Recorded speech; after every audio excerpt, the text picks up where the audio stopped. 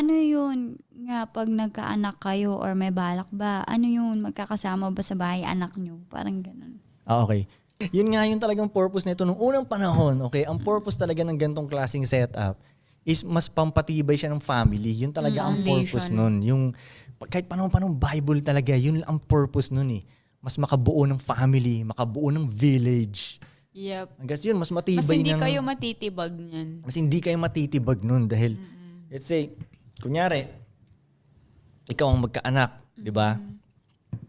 Tapos, so may katulong ka mag-aalaga nung anak mo. Pag may nang-away dun sa bata, tatlo yung susunod.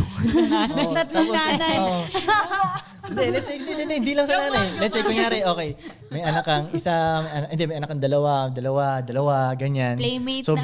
basically, 6 na sila magkakapatid. O, maagrabyado yung isa, meron ng 5 Sugod! Meron ng, marami siyang,